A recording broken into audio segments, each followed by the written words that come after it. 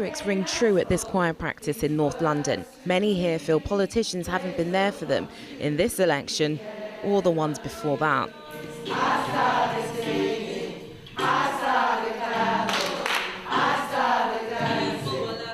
But despite that, many in this group, particularly those from black backgrounds, say the importance of voting outweighs everything, and they're trying to bring along those around them.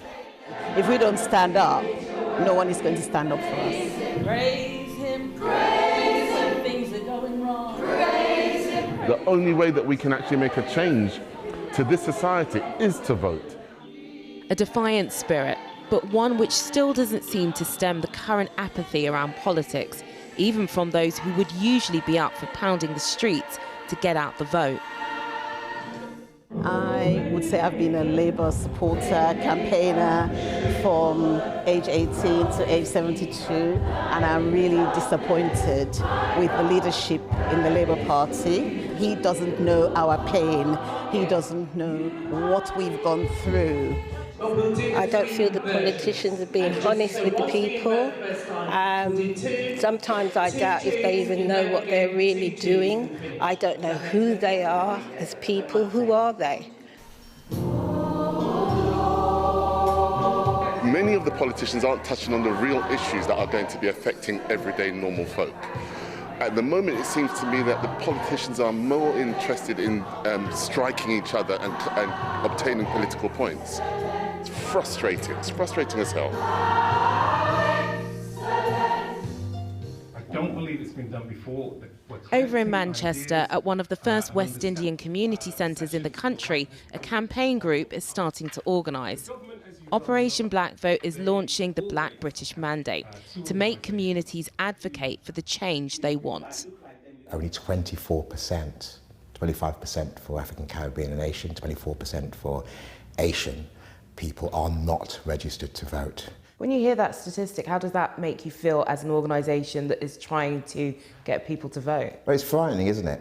But you have to understand some of the reasons for that. The levels of despair, despondency, the levels of why would I even do that are there as a response to their experiences and our experiences of racism. The group has identified the top 100 marginal seats in this election where black and brown voters can affect change. What is it like when you see black and brown voters realise that they might have the power in voting? Well, it's personal. I'm black. Do you know, and when you speak to people about what's happening in the Windrush generation, for example, this is not some abstract conceptual phenomena somewhere out there. This is my mother and father, this is their grandparents and so forth. There's something about, what have you been doing, Conservative Party, in relation to the Windrush and paying the conversation? What are you going to do, Labour, if you get in? And Liberals, you may not get in. What's your position on this?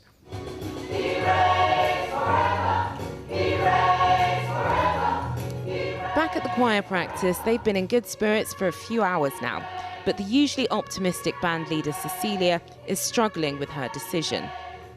I will vote. I have no idea who I'm going to vote for. I vote out of principle. How come you're undecided? Are you usually undecided? Not usually. I think people are actually really fed up of where we are and the government that we've had. And I don't know that any party can do anything wonderful. I think as a people, we've lost a lot of hope. But it's not a reason not to vote. With only a few days until registration ends, the race is on to make sure all those eligible have their voices heard.